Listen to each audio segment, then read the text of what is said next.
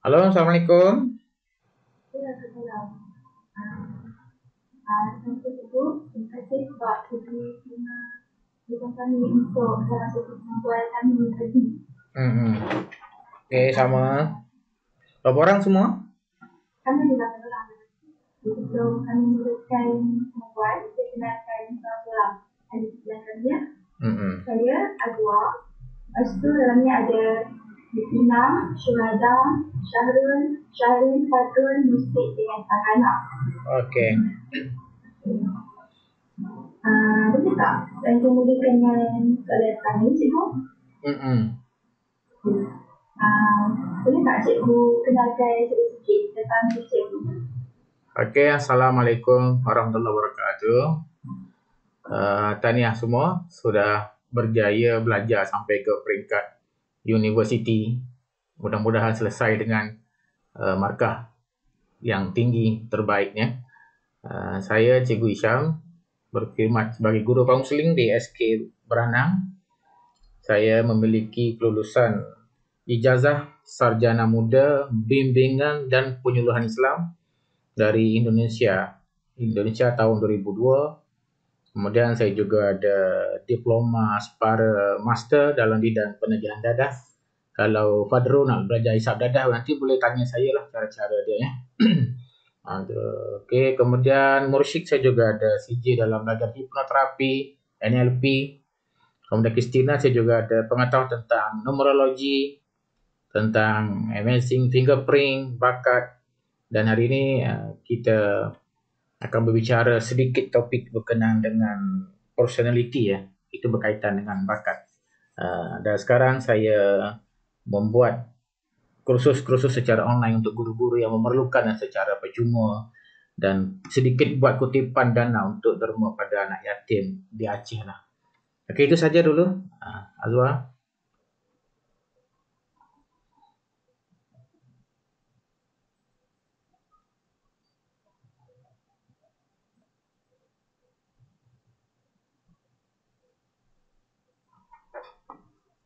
Boleh dengar?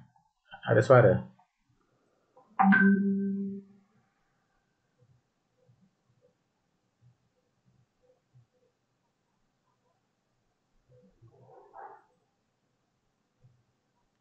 Tak dengar? Okey. Kemudian kita ada soalan. Boleh tak cikgu terangkan apakah dampak untuk bentuk personality pelajar yang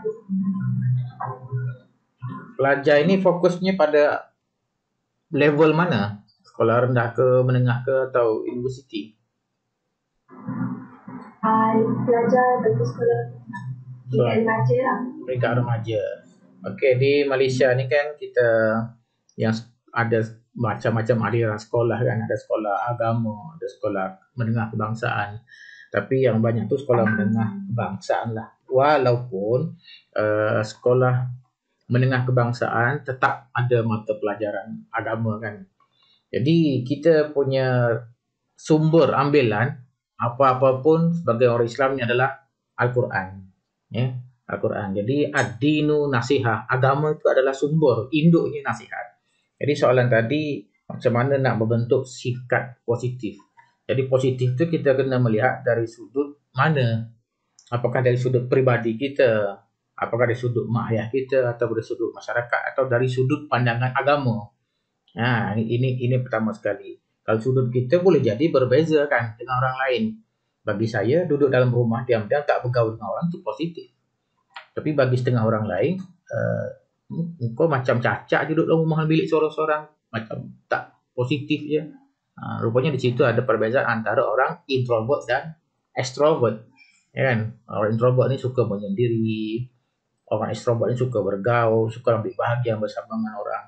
Jadi pertama sekali dasar ambilan kita adalah Al-Quran dan hadis Nabi. Jadi apa yang dikatakan oleh Quran berkenaan dengan positif, itulah yang kita nak pakaikan pada diri kita, pada diri anak-anak di sekolah ini. Jadi semua cikgu, BI, cikgu matematik, mata pelajaran agama, semua tu berkiblat ke arah yang satu. Jadi kita ada satu kiblat. Itu yang positif, yang ini. Jadi tidak ada mazhab A, B, C. Sama semua. Jadi yang positif itu adalah mana-mana umumnya lah, mana-mana yang baik itu adalah positif semua lah.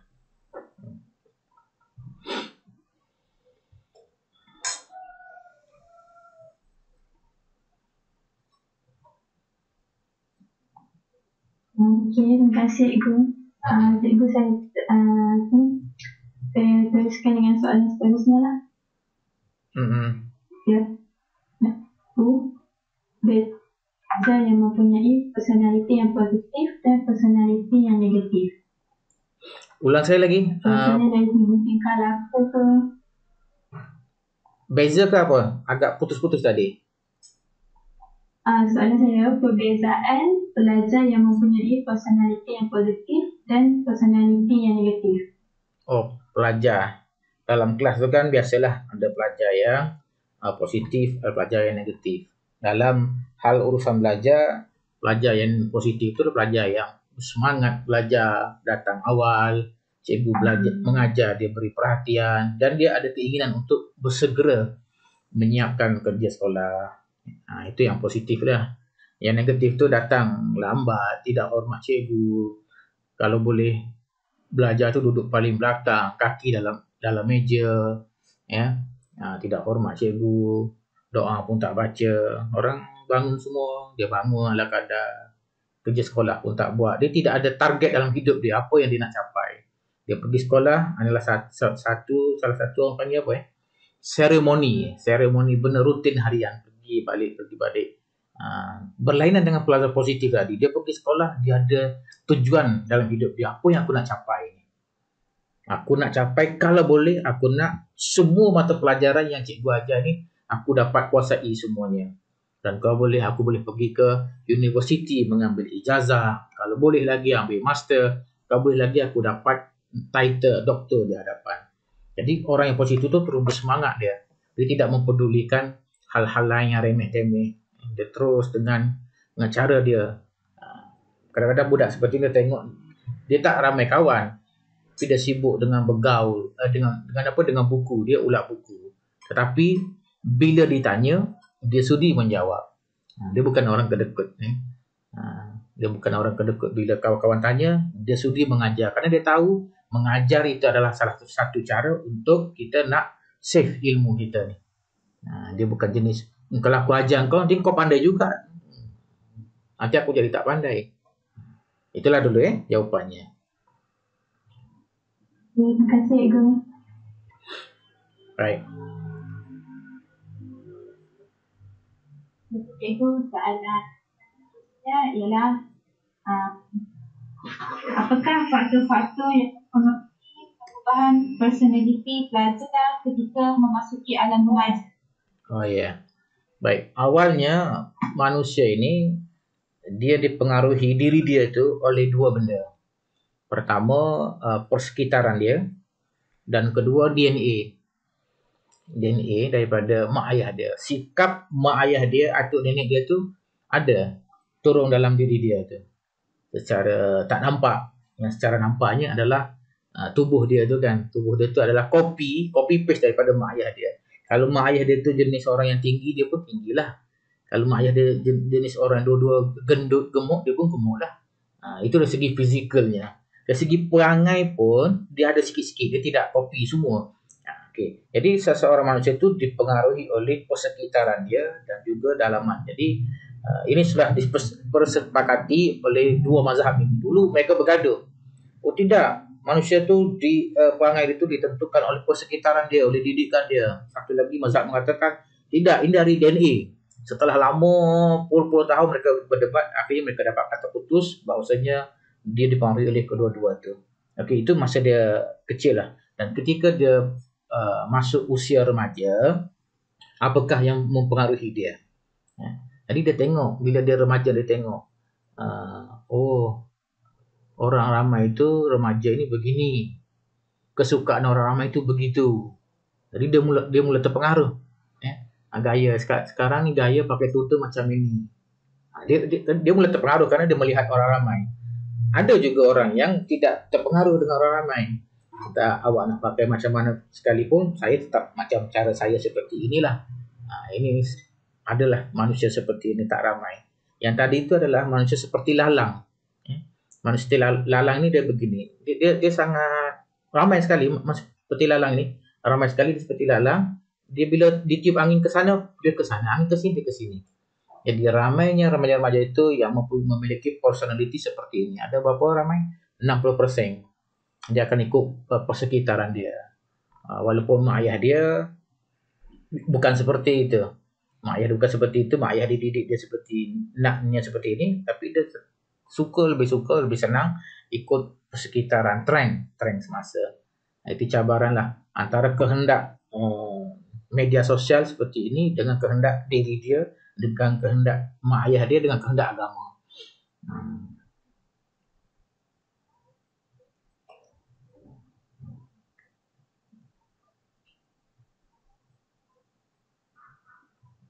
Okey, itu saja Justina. Ya. Tapi kalau untuk pengaruh rakan memainkan peranan besar. Okey. Dalam hal ini rakan sebaya itu memang paling besar pengaruh dia. Ya. Yang pertama sekali, kerana tadilah manusia ni kita bagi 3 ya. Satu, kelompok orang yang sangat kuat menerima pengaruh dari luar. Yang ini ada 60%. Yang kelompok yang kedua ini 30% itu orang yang ada dia punya pendirian sendiri. Entah macam mana angin keluar dari kanan kiri, dia tak goyah. Yang tadi tu cepat goyah. Satu kelompok lagi tu 10%. Orang yang aneh dia menyendiri dengan cara dia sendiri. Jadi dalam 100 orang ini 60% itu adalah orang yang paling mudah terpengaruh, apalagi terpengaruh dengan rakan-rakan sebaya. Dan dalam kes penagihan dada di Malaysia, yang paling tinggi ranking dia nombor 1, penyebab punca manusia menjadi penagih dada adalah disebabkan oleh rakan sebaya kiri kanan dia. Sangat penting silakan sebaya. Sebab itu Nabi ada bagi tahu, ya, nak tengok perangai orang itu, tengoklah siapa kawan dia. Kalau dia ni nampak macam baik je tapi kawan-kawan dia semua hisap rokok, ini confirm dia pun akan jadi seperti itu juga. Makanya kita kena menjauhkan diri daripada kelompok yang kita tak suka itu. Kerana dasarnya begitu. Bukanlah kata kawan dia penagih dadah, dia pun confirm penagih dadah, tidak. Tapi dia mendekati. Jadi kerana 60% manusia itu kan ramai orang yang jenis mudah ikut angin tadi. Orang ke sana dia pun ke sana, orang ke barat dia ke timur. Terus? Okey, Ibu. Sama. Okey, next soalan Ibu. Ya, Syahir. Apakah pandangan cikgu terhadap pelajar yang memiliki personality yang negatif? Okey, tentulah positif, perangai yang positif ini disukai oleh semua orang, sudah menjadi fitrah, ya. Sama ada orang itu orang putih, orang barat, orang Jepun, dia sudah fitrah dah. Semua yang baik-baik itu adalah kena dengan jiwa kita. Dihormati, disayangi, disegani. Namun bila orang yang berdepan dengan dia tu memiliki perangai yang negatif, mesti orang tu akan dapat aura yang tak seronok. Jangankan dia bercakap, orang datang jumpa kita dengan niat yang tak baik pun, kita dah dapat rasakan. Dapat rasakan dia ni datang ni niat tak bagus, dengan muka dia cemberutnya, kemudian dia mula dengan tak sopannya, langkahnya, apalagi dia bercakap. Jadi sebelum bercakap tu pun dah rasakan. Dan ada orang-orang tertentu yang kita pergi niat baik, niat yang tulus ikhlas nak jumpa dia, bila jumpa dia pun kita rasa auranya tenang sekali. Jadi macam itulah sebagai guru-guru, bila berdepan dengan murid yang positif, dia akan senang, suka. Dan bertemu dengan murid yang tak positif dan negatif, dia tak senang. Cikgu tak senang. Sebelum murid tu bercakap pun kita dah tengok dah. Saya selalu berceramah ke sana ke sini, dan kita tengok kadang-kadang dalam ceramah kita tu orang-orang yang tak senang dengan kita tu, kerana dia dipaksa hadir dalam majlis itu, kita boleh tengok daripada raut wajah dia. Dia pusing kelain, dia main handphone. Itu sudah ada indikator, tanda-tanda dia tidak senang. Jadi Apakah senang kita memberikan ceramah ketika orang tidak senang menerima kita? Pastilah kita tidak senang kan. Tapi kita cubalah untuk mempengaruhi dia bagaimana untuk mengalihkan perhatian dia supaya dia mendengar apa yang kita ingin sampaikan. Nah, itu Syahir. Oke, jadi jelas. Oke, terima kasih. Sama Cikgu, soalan seterusnya, apakah pendapat Cikgu cabaran yang dihadapi oleh pelajar dalam membentuk personal feeling?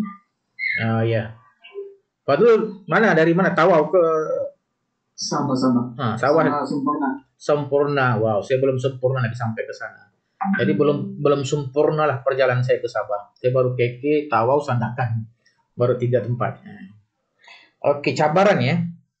Macam tadilah Fadul, setelah budak kecil ini semakin membesar, dia melihat banyak pandangan hidup dia. Ini pandangan pertama sekali mak ayah dia. Mak ayah dia mau dia seperti ini. Tapi yang terjadi sekitar dia oleh rakan-rakan dia seperti ini.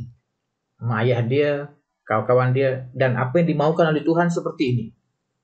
Jadi kalaulah antara keinginan Tuhan, keinginan mak ayah, keinginan rakan-rakan itu dipanggil berlawanan, berbenturan, saling berlawanan, maka menjadi satu konflik dalam diri dia.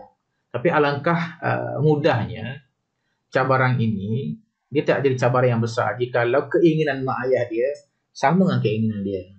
Keinginan mak ayah dia nak jadikan dia ni adalah seorang hafiz Quran, dan dalam diri dia sendiri ada keinginan seperti itu, kan mudah tu. Tetapi bila sesuatu keinginan mak ayah dipaksakan pada anak-anak, sedangkan anak tu tak mau, apa jadi? Kan duduk asrama dia buat hal, dia lari daripada asrama, solat berjemaah pun dia tidak ikut. Kerana itu dalam diri dia tidak sama kehendak mak ayah dia. Itu cabaran dia lah. Dia nak ikut bukan mak ayah dia, tapi dia nak ikut diri dia. Diri dia nak ikut yang kawan-kawan dia. Okey, Fadlul, boleh faham tu? Boleh, Cikgu. Okay.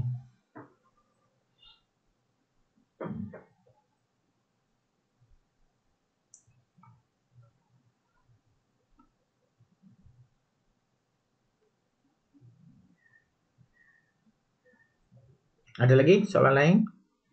Video yang saya dah share tu ada tengok ya? Oh ya, Farhana. Ya, Cikgu.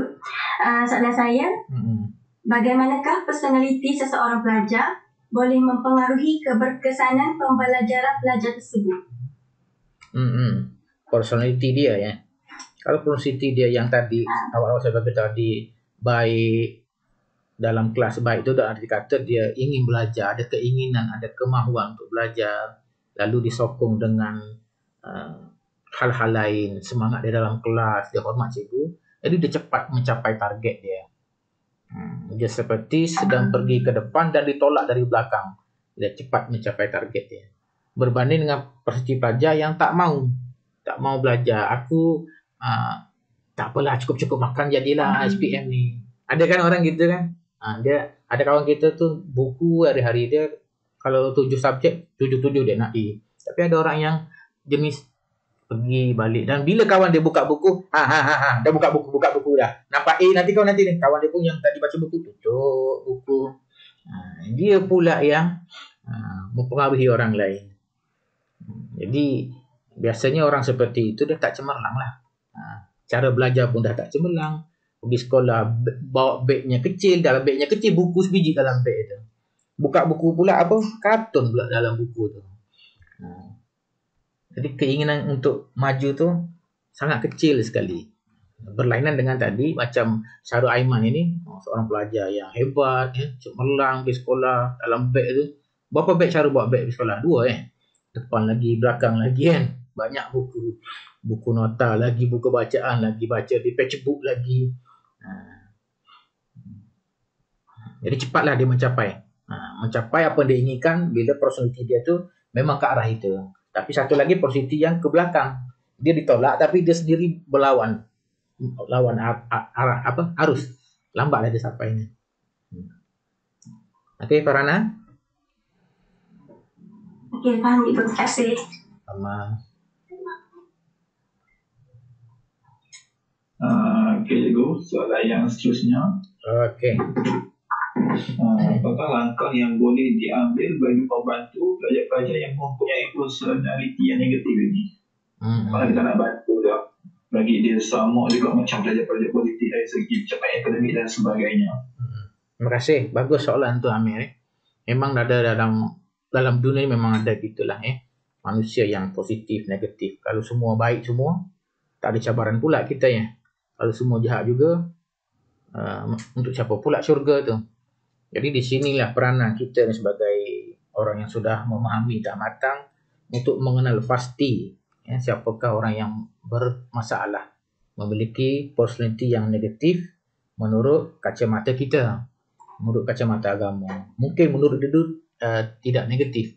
Jadi peranan kita adalah membantu menyedarkan dia supaya dia tahu bahawasanya apa yang dilakukan itu sebenarnya tak betul. Ini contoh saya belajar dadah, saya beritahu tadi kan. Orang hisap dadah, dia mempercayai cara dia hidup hari-hari berseorangan di dalam tempat gelap, tidak bergaul dengan orang dan mengambil dadah setiap kali rutin itu adalah satu hal yang normal bagi dia. Tak ada apa bagi saya, itu biasa je.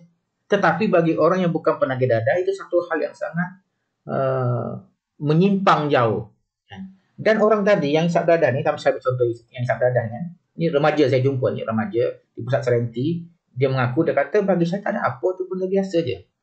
Jadi kita kena menyedarkan dia, usahanya itu bukan benda biasa itu. Itu benda yang lain daripada yang lain. Kamu perhatikan tidak? Contohnya, ketika kamu mengambil dadah, kemana kawan-kawan kamu? Hilang semua kan? Kawan hilang. Macam mana mak ayah kamu? Semua tak suka kan? Marah. Kamu hilang kawan, kamu hilang mak ayah, kamu hilang keluarga. Yang dah kerja pun hilang kerja. Yang selama ini sembahyang dulu bagus masa kecil. Ketika dia mengambil dadah, dia tidak lagi sembahyang. Dia kehilangan apa dia? Dia kehilangan Tuhan.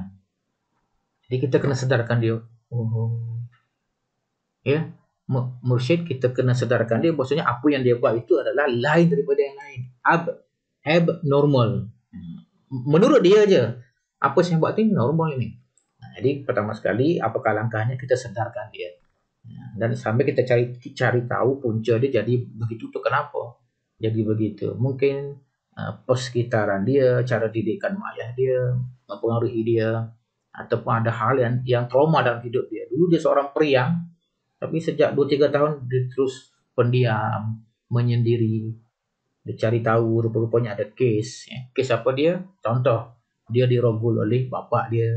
Sejak itu dia mulut tutup mulut, dia tak mau cerita siapa-siapa, tak mau siapa tanya dia menyendiri dan dia terus dia memendam perasaan. Kita perlu cari tahu ya, apa punca dia jadi gini. Cari tahu punca dia dan sedarkan dia. Maksudnya apa yang dia buat itu adalah abnormal. Okey, Mursyid.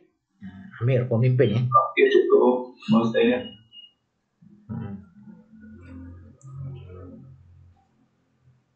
Ada soalan lagi? Nampak Syarul Iman tu buka mulut tu. Tanya. Cikgu. Saya ada soalan. Apakah langkah yang diambil untuk memupuk kerjasama antara pihak yang terlibat dalam mempengaruhi personaliti pelajar remaja? Pihak yang terlibat tu maksudnya golongan mana? Golongan luar sekolah dan dalam sekolah. Orang awam. Kalau dulu kita ada satu idea di Malaysia ni, itu rakan masjid. Rakan masjid. Jadi dikumpulnya kan dulu ada rakan rakan muda ni kan. Bawah rakan muda tu ada rakan masjid. Tetapi hari ini dia sudah sepertinya sudah tidak ada lagi. Sepertinya sudah berkubur rakan masjid itu dan sudah dah berkubur, tidak punya batu nisan, tak tahu mana batu nisan dia mati tanam di mana. Tetapi saya di Indonesia, saya di Hana, saya lihat rakan masjid walaupun tidak begitu aktif, dia ada di sana. Dia tubuhkan satu rakan muda lah, geng masjid. Dan macam mana cara nak atasinya itu, kena tubuhkan. Kalau anak-anak budak-budak sekolah sekarang, saya tengok ada mereka tubuhkan satu grup WhatsApp mereka entah nama pelik-pelik. Jadi pengaruhi mereka untuk buat satu grup sama-sama mereka, anak-anak muda, dan ke arah kebaikan. Saya pernah Fadlul pergi ceramah di Ranau, Sabah, di sekolah agama di kaki gunung tu, dan balik daripada situ pelajar sekolah agama di Ranau Sabah itu buat satu grup. Dia invite semua rakan-rakan dia yang satu pemikiran dengan dia, dan dimasukkan saya dalam grup itu. Dan mereka saling memberikan ceramah, hadis-hadis, mereka share dalam itu, video-video YouTube yang baik-baik mereka saling share. Padahal masih sekolah lagi di Ranau Sabah. Jadi perlu ada seperti ini, karena kita tengok budak-budak sekarang ini, bukan sekarang ini je lah, dulu pun, cuma dulu tak ada grup WhatsApp, Telegram kan. Dia buat satu grup, dia tak tahu nak tubuh grup apa. Ada geng perempuan ditubuh nama grup itu geng lesbian. Dia tak tahu pun, dia ingatkan geng lesbian tu nama perempuan. Dia tak tahu apa nak buat nama grup ini, apa agendanya. Jadi nampak remaja itu dia ada keinginan untuk berkumpul, tapi dia tidak ada agenda. Jadi macam mana kita ni yang sudah dewasa ni, macam Abang Amir, Mursyid, nak mempengaruhi adik-adik di bawah ini, ya, supaya mereka ada hala tuju mereka tu. Macam yang di Ranau Sabah tadi Fadul ya. Baru sekolah menengah 3 atau 5 tu sudah ada grup WhatsApp sendiri je.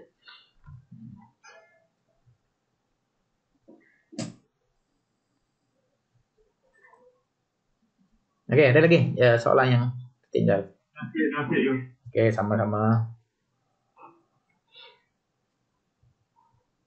Ni duduk mana yang belakang semua ni? Asrama ya? Ada yang kat Omar. Kak Omar. Fadul di mana tu? Di Sabah. Apa sih? Fadul di mana sekarang? Di rumah. Di rumah, di Sabah lah. Ya. Oh, di Sempurna ya. Mursyid di mana? Atas katil. Mursyid atas katil. Azwa di bilik. Christina dekat bilik juga ya. Sarah Aiman di asrama ya. Ada loko belakang tu. Kesian ni, tak balik ya. Nangis tak di situ? Dekat asrama. Dah tengok belum video yang saya share tu? Video itu saya dapat ilmu tentang personality manusia ni dari Indonesia. Cuba ambil Kaabah tu je. Anda semua belajar apa? Jurusan apa dah? Ada macam-macam. Oh, campur-campur. Campur. Sebab ni kos untuk ni kan. Semester U. Oh, semester berapa ni? Saya semester 3 dah ada semua 3 ikut. Oh, 3 ya. Biasalah kalau semester 1, 2, 3 tu dia belajar tu campur-campur kan. Bila masuk semester berapa tu baru kita menjurus ke arah kita punya jurusan masing-masing. Okey, ini Kaabah Kaabah ni ada 4 penjuru. Jadi setiap penjuru tu dia memiliki sudut pandang yang berbeza. Yang ini ada pintu Kaabah untuk masuk. Sedangkan yang ini kosong. Oh, sini ada itu nih, Hijir Ismail. Di sini ada depan kata salah makam Ibrahim. Jadi Kaabah ni saja dia ada pelbagai sudut. Untuk kita kenali Kaabah ini, kita kena tengok ke semua sudut, 4 sudut tu. Sudut 1, 2, 3, 4. Kalau boleh, naik atas, tengok atas tu.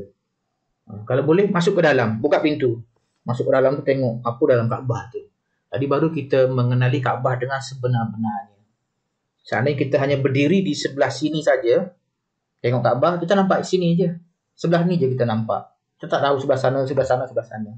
Jadi, manusia pun seperti itu. Kita mesti pandang manusia itu dari pelbagai sudut. Sudut ilmu. Ilmu tentang tubuh dia. Lelaki, perempuan ni macam mana. Ada beza lelaki, perempuan. Ilmu tentang tarikh lahir dia. Ilmu tentang cap jari dia. Yang saya ceramah dalam YouTube tu, ada cap jari. Ilmu tentang grafologi tulisan dia. Dan macam-macam lagi. Jadi kita kena belajar untuk menerima. Welcome semua ilmu.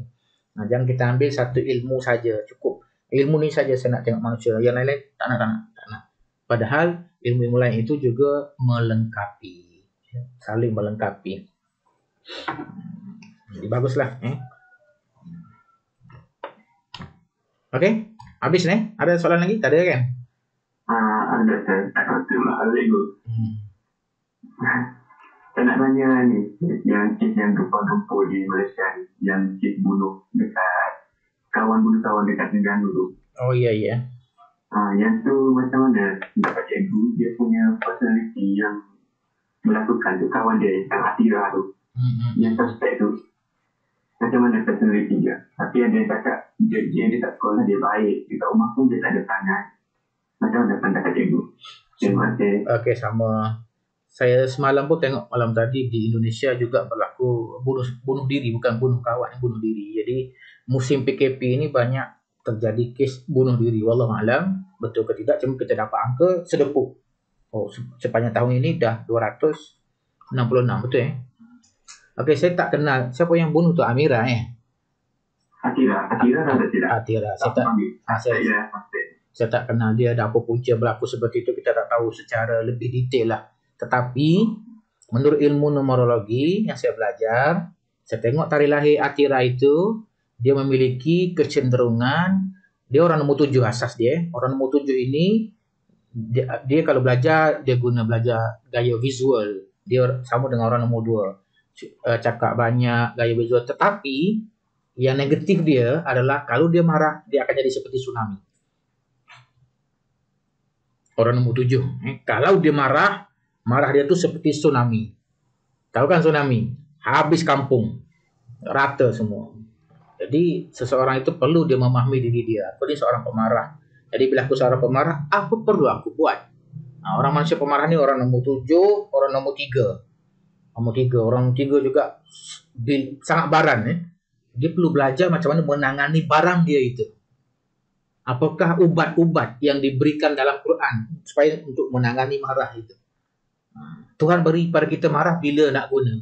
Tuhan beri pada kita sifat degil bila nak guna. Ada perlu tak degil Tuhan bagi tu? Degil ada perlu tak? Ada perlu kita guna untuk kebaikan. Untuk kebaikan kan? Bila mak ayah kita miskin, mak ayah kata janganlah belajar abang. Padahal tak payah belajar lah jauh-jauh sampai ke Semenanjung. Kau duduk Sabah sajalah. Tapi padahal sifat degil, nak juga dapat ijazah. Maka dia cari duit. Maknya miskin, tak ada duit, ayahnya miskin. Dia cari duit ke sana ke sini dengan cara buat Photoshop, banner online itu, ini dapat duit, dia belajar. Jadi Fadlul telah menggunakan sifat degil dia untuk mendapat ijazah. Dia guna ke arah kebaikan. Macam tadi tu, budak tadi tu ada sifat pemarah. Bila nak guna pemarah tu, kita kena tahu. Macam Sayyidina Umar, dia juga orang pemarah kan. Sayyidina Umar, bila dia guna sifat marah itu. Jadi itulah tadi soalannya, apa pandangan saya kes bunuh remaja di Terengganu. Saya tidak kenal budak tu, tak tahu apa cerita sebenarnya antara A dengan B tu. Tetapi dari segi jarak jauh, kita belum boleh tengok dari segi tarikh lahir dia lah. Dia orang nombor 7. Setiap manusia tu ada positif negatifnya. Yang negatifnya orang nombor 7 ni dah, kalau dia marah, dia akan jadi seperti tsunami. Jadi tidak heran sampai tahap boleh bunuh orang. Mungkin masa tu dia tak boleh kawal sangat. Kita tak tahu apa dalam kepala dia waktu itu. Wallahualam. Terima kasih Ibu. Sama-sama. Cikgu, saya ada soalan. Okey. Pandangan cikgu dalam video tu, fingerprint itu orang yang suka pilih yang boleh berubah menjadi orang yang suka membuat keputusan sendiri macam fingerprint dia tu. Apakah faktor yang terbesar menyumbang kepada keputusan itu? Berdasarkan fingerprint. Orang secara asasnya orang fingerprint yang bahagian ada 3 tadi kan. Yang loop itu orang yang mengikut feeling, mood dia. Dia berubah ikut feeling dia, ikut persekitaran dia. Yang kedua, orang itu dia tidak berubah kecuali atas target dia sendiri. Macam Facebook ini boleh kita isi 5,000 orang. Mark Zuckerberg buat boleh isi 5,000 orang. Ada orang itu dia punya friend dia 4,955 orang. 5 lagi kosong, penuh. Tapi ada orang yang lain sama umur dengan dia, 300 je dia punya friend dia. Jadi orang ini yang ini adalah golongan orang yang memilih. Dia pilih kawan, dia pilih. Yang ini kita tak boleh nak atur dia. Kita tak boleh nak adjust dia. Tapi yang boleh kita atur, pengaruhi adalah orang yang golongan 60% tadi. Jadi ketika dia berada di Malaysia dengan pengaruh sana yang begini, dia akan ikut. Tapi budak ini kalau tidak kurang iman, ketika dia pergi ke luar negara, belajar di luar negara Malaysia, dia tengok orang lain semua pakai yang gitu, orang lain semua begini, dia juga mudah terpengaruh ikut suasana di sana jika dalam hati dia tidak ada iman yang kuat. Dia mula tinggal sembahyang, dia mula buka aurat dia mula pergi kelab malam, dia mula bergaul, kerana iman dia tak kuat. Dia mudah terpengaruh. Tapi yang tadi ni orang-orang yang kental, yang keras, yang 30% ini, dia tu ada 70% dalam diri dia tu motivasi dalaman.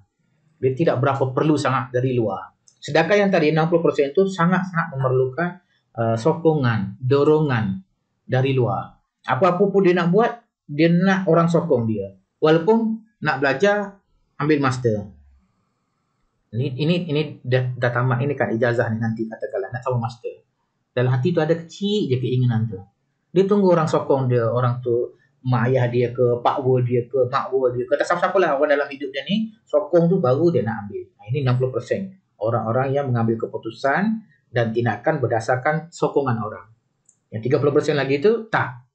Dia ada target dia sendiri. Kalau dia tak nak, memang tak nak lah. Paksa bagilah duit suruh dia belajar master pun. Tak nak lah. Saya kan tak nak.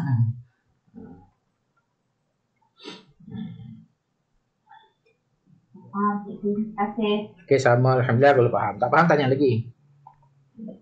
Tapi kalau macam personality, macam jenis khas badak, contoh cikgu kan cikgu Fasli, ada ke pelajar yang pergi mengadu kat cikgu, ada yang menggunakan gelaran macam si gemuk ke, bagaimana cikgu dengan itu ejekan terhadap fizikal, ya.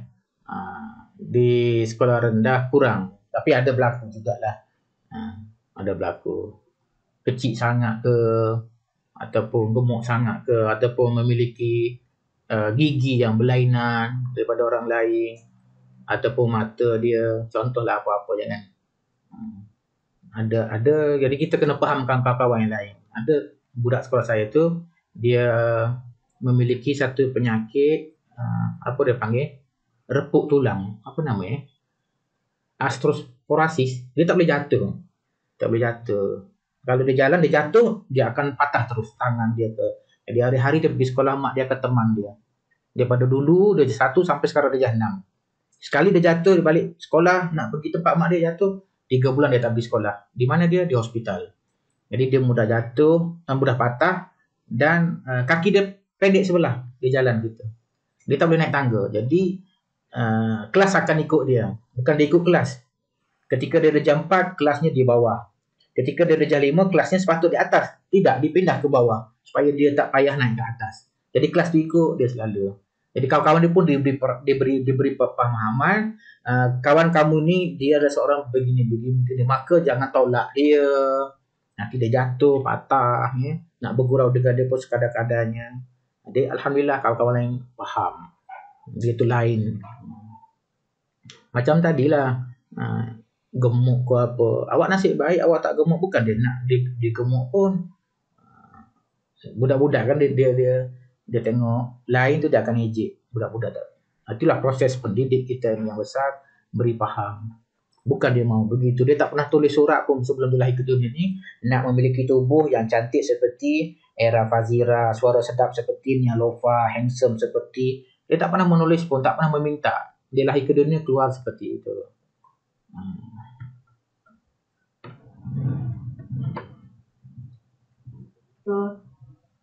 Okay. Saya sebenarnya tertarik bila cikgu sebut tentang personality daripada dari lahir tu. Tu tak cikgu cerita macam mana cikgu menilai personality tu daripada dari lahir? Okay. Macam tadi, saya beritahu kan, cara kita pandang manusia itu ada pelbagai sudut ya. Tari lahir juga adalah salah satu cara pandang manusia. Setiap orang yang lahirkan itu di dunia ini ada 9 kelompok. Kelompok 1, 2, 3, 4, 5, 6, 7, 8, 9. Dan kita tak perlu buat kajian. Kita tak perlu buat kajian karena sudah ada beribu-ribu manusia dalam dunia sudah buat kajian. Termasuk Prof. Aziz di UPSI itu, salah seorang. Dia sudah buat kajian. Jadi kita ambil je kajian dia itu. Jadi dari kajian itu menyatakan orang-orang yang nomor 1 itu adalah memiliki sifat karakternya pemimpin. Orang nomor 2 adalah seorang yang pandai bercakap, pandai berkomunikasi, memiliki skill komunikasi. Dan kita ni kalau bukan 2, kita kena belajar jadi seperti orang nomor 2, pandai bercakap, pandai ambil hati orang. Orang nombor 3 sangat aktif. Ada budak Malaysia ni yang main drum, perempuan tu. Apa nama dia? Saya tengok tari lahir dia orang nombor 3. Tak semua orang boleh main drum. Tangan main drum, kaki juga dum, mulut lagi menyanyi. Itu orang aktif. Tak semua orang Dan orang nombor 4 adalah orang yang dilahirkan sudah dibuat kajian, seorang yang memiliki banyak plan dalam hidup dia. Dia memiliki banyak plan, sukakan ilmu. Dan orang nombor 4 ini kata Prof. Aziz, orang yang sangat paling kurang dalam dunia yang kena penyakit tekanan mental. Sangat kurang. Nombor 4 sebab jiwa dia stabil. Orang nombor 5 ni orang yang inginkan kebebasan dalam hidup ini, mencari kebebasan, mencari arah. Biasanya ini tak semua anak-anak yang tak pergi sekolah itu saya dah tengok. Dan kawan saya sudah tengok juga di sekolah dia adalah budak nombor 5. Dia tak nak pergi sekolah. Kita pergi rumah dia, kenapa tak nak pergi? Tak tahulah cikgu, kata mak dia, saya sudah berapa kali pujuk dia, pukul pun cikgu tak nak pergi juga. Sampai habis sekolah, darjah 6 dia tak pergi sekolah. Rupanya budak tu nombor 5, kita dah jumpa. Orang nombor 6 pula, orang yang suka cari duit, orang yang pandai komunikasi juga, pandai buat duit. Orang nombor 7 ni orang memiliki ramai kawan, networkingnya ramai. Nombor 8 orang yang bertanggungjawab. Dan 9 adalah orang yang apa-apa dia buat tu mudah berjaya. Dia buat baik mudah berjaya, dia buat jahat pun mudah berjaya juga. Jadi kita kena kenali diri kita ni. Azwar sana nombor berapa Azwar? Kristina nombor berapa aku? Dan kalau aku orang nombor 1, apa kelebihan aku? Apa kekurangan aku? Syuhada nombor berapa? Apa kelebihan Tuhan bagi? Kita kena guna itu, potensi Tuhan bagi. Kalau kita tak guna, kita telah mengsia-siakan. Ibaratnya, saya tambah sikit lagi sebuah kereta Ford Drive. Ini kereta kereta Ford Drive. Tahu kereta Ford Drive, kereta Jeep kan, yang ada double gear tu, banyak kasabah tu kan. Dia boleh menggunakan 4 tayar berpusing. Kalau kereta lain hanya 2 tayar pusing. 2 tayar depan atau tayar belakang. Kalau tayar depan berpusing, tayar belakang tu dia follow je. Ya kan? Tapi kalau Ford Drive, dia pusing 4-4. Dan kelebihan dia ini, dia boleh tarik kereta lain kalau kereta lain tu tersekat di gunung ke di mana. Satu hari, Ford Drive ini cerita dia yang tidak sedar potensi diri dia ni. Dia pergi ke bukit di Ranau Sabah, ada kawan dia naik kereta biasa tapi sangkut kat belakang. Sepatutnya dia boleh tarik kawan dia, tapi sebab dia tak tahu potensi diri dia boleh tarik orang lain untuk keluar daripada tempat lubang sangkut tu, dia tak tolong. Dan dia berlalu pergi. Dia tak tahu pun yang dia tu ada double gear dalam body dia tu boleh bantu orang lain. Itulah maksudnya. Jadi kalau kita ni belum tahu potensi aku ni, apa potensi aku sebenarnya ni, kita perlu cari. Dan kita manfaatkan. Syuhada dah tahu dah Syuhada apa potensi Syuhada yang Tuhan bagi. Kalau macam dari segi saya cerita pasal tari lahir ni kan, saya pernah ada dengar macam cara nak kira tu, tapi saya tak sure, tak pernah try lagi. Boleh tak cikgu terang macam mana? Boleh belajar. Cuma bila orang tak belajar, dia ada pandangan gini. Bukan semua orang lah. Bagi tari lahir, ini nak meramal ini. Dia faham meramal masa depan. Sebenarnya bukan meramal, potensi diri kita ni. Dari segi tari lahir, dari segi cap jari. Jadi kita tengok mana yang bagus kita guna. Mungkin ada 2 je kelebihan dari diri kita ni, kita dah boleh guna dah. Macam saya cerita dalam Facebook tu, dalam YouTube itu, di Indonesia satu orang kena tangkap dan dia ni memang kaya raya. Dia digelar koruptor nombor 1 Indonesia. Akhirnya kena tangkap. Apa kelebihan dia? Ada 2. Itu bakat interpersonal, berjumpa dengan orang. Dia hebat jumpa orang, dia pandai menggoda orang, dan bakat yang kedua adalah pandai bercakap. Jadi dia guna dua ini. Pandai jumpa orang, mempengaruhi orang, dan pandai bercakap, dia kaya raya. Walaupun dia menipu. Semua orang ada kemampuan jumpa orang. Tak semua kan. Ada cikgu tak boleh jumpa orang ramai. Kalau hari Isnin, di Selangor contoh ya. Di Selangor, di negeri-negeri tertentu ada perhimpunan kan. Ada cikgu yang tak boleh bercakap di perhimpunan. Dia terpaksa menulis teks apa dia nak cakap itu. Dan sebelum besok hari Senin dia sudah menggeletar, tidur pun tak lena dah. Baju mana nak pakai, nak cakap apa dia. Sebelum dia naik pentas bercakap, dia telefon suami dia. Bang, kejap lagi saya nak cakap giliran saya ni, doakan. Padahal ada cikgu. Habis bercakap di perhimpunan, dia turun, dia telefon lagi. Bang, dah siap lah bang, aduh lega. Padahal benda tu mudah je bercakap kan. Tapi ada bagi setengah orang dalam dunia ni, sangat besar masalah bercakap itu. Jadi itu kemampuan. Jadi kita kena tahu, kemampuan saya adalah saya tak malu berjumpa orang. Gunakan kemampuan itu. Saya boleh jadi apa dia? Businessman. Saya boleh jadi apa? Wakil rakyat. Saya boleh jadi apa? Dia pemimpin. Saya boleh jadi pemimpin. Tapi kalau saya jenis orang yang malu jumpa orang, saya kena kerja dalam bilik kecil je lah. Apa dia? DJ radio. Kan? Saya boleh orang dengar suara saya. Tapi saya tak nak orang tengok muka saya. Nak kerja DJ radio. Dalam bilik kecil gitu kan. Bila kita tahu bakat diri kita, kita tahu nak mengarahkan kita ke mana besok. Nanti habis belajar ni nak kerja apa kita dah nampak dah. Aku nak kerja bahagian ini. Bahagian majlis pembandaran Ipoh. Bahagian pergi cari kereta-kereta tak bayar parking, aku nak saman. Aku tak malu jumpa orang, aku suka jumpa orang ni. Contoh cara kira dia mudah, ada dekat YouTube pun ada. Prof Aziz tu pun dah lama dah dapat geran 83,000. Ada belajar dengan Prof Aziz tak? Tak ada. Prof Aziz dapat geran 83,000 untuk buat kajian ini. Dia pun buatlah. Beliau memberilah kerja pada anak-anaknya, anak didiknya supaya buat kajian lagi, dan memang samalah kajian yang sudah ada di dunia ini dikombin dengan kajian Prof Aziz sama. Orang nombor 1 tu begini. Kelebihan dia apa, kekurangan dia apa. Orang nombor 2, kelebihan apa, kekurangan apa. Orang pandai bercakap ni tak semua orang pandai bercakap. Saya pernah pergi ke sebuah pejabat menteri besar tingkat 25 kalau tak salah. Saya bawa satu file, saya jumpa dengan orang di kaunter tu, saya tanya dia, saya nak bagi kertas kerja, nak minta derma untuk buat program. Saya tanya dia, minta maaf puan, saya bukan orang nombor 2, saya orang nombor 4. Saya bukan orang nombor 2. Saya tanya dia, minta maaf puan, saya nak tanya ni, biasanya kalau kita hantar kertas kerja ni boleh dapat ke tak? Biasanya. Apa dia jawab saya? Tengoklah, nama pun sumbangan. Kalau orang bagilah. Tak dapat lah. Menurut Syahir, pandai tak dia bercakap? Tak boleh gitu kan. Itulah perlunya kita belajar komunikasi. Sepatutnya dia jawab macam ni kan. Tengoklah cikgu, kalau dapatlah. Nama pun sumbangan kan. Tengok, padahal ayat sama rasa kan. Cuma nada dia lain kan. Nada. Yang tadi tu, tengoklah, nama pun sumbangan. Kalau dapatlah, tak dapatlah. Jadi orang seperti itu tidak pandai berkomunikasi, tidak pantas bekerja, bahagian bercakap dengan orang.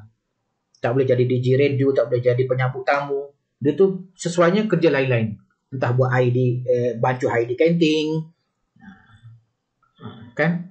Nampak tak Azwar segi ilmu tak hari ini. Dia tak pandai berkomunikasi. Jadi kita ni yang bukan nombor 2 perlu belajar orang nombor 2. Orang nombor 2 tu biasanya dia ni memiliki vokal suara yang merdu. Siti Nurhaliza, orang nombor 2, Salim Iklim, orang nombor 2. Banyak penyanyi-penyanyi dalam dunia ni orang nombor 2 semuanya. Suaranya merdu sedap. Lepas tu Ustaz bukan Nababan. Ustaz apa di Indonesia tu, dia berdakwah di Papua, dia telah mengislamkan 4,000 orang dengan suara dia. Ustaz Fadlan Garahmatan, nanti buka YouTube. Dia pergi berdakwah di Papua, jalan kaki, tapi suara dia sangat sedap sekali. Dia gunakan untuk dakwah. 4,700 ke 4,300 orang. Semua orang asli itu yang pakai cawat, tak pakai baju, tak pakai seluar, yang hanya pakai, dia panggil koteka tu, menutup kemaluan saja, masuk Islam semua. Gara-gara suara dia, campur dengan ilmu dia telah manfaatkan untuk jalan dakwah. Kelebihan dia digunakan. Nanti boleh PM personal lah kalau nak tahu kelebihan diri. Saya ada buat software tu, guna Excel untuk tarikh lahir. Kalau saya buka dekat sini kan nanti Amir dengar pula Azwa punya kelebihan. Kalau saya buka cerita tentang Amir pula, nanti kan Syahrul dengki pula. Amir ni hebatnya begini-begini, Syahrul pun nak juga. Setiap orang tu Tuhan lahirkan begitu. Ada kelebihan dan ada kekurangan. Ya, tidak ada orang sempurna semua. Kalau sempurna semua, dia bukan manusia. Dia sudah jadi Tuhan ya kan? Dah sempurna semua.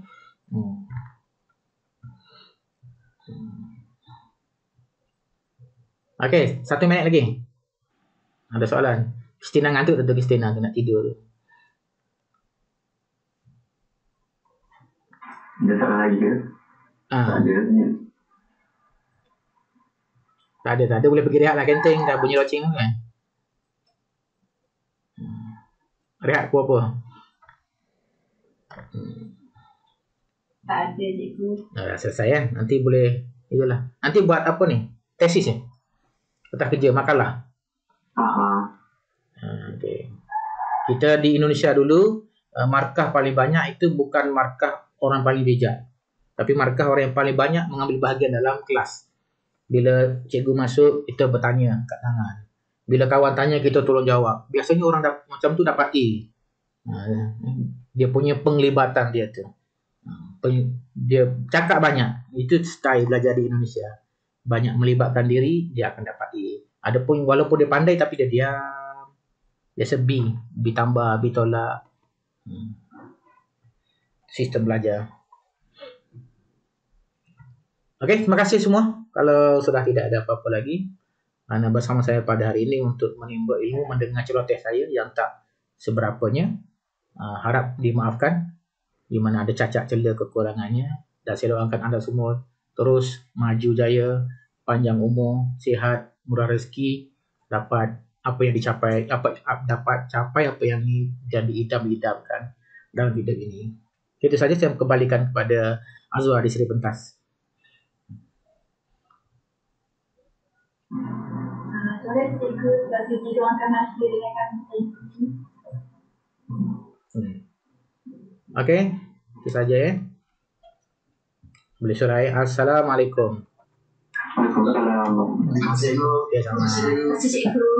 Okay, sama.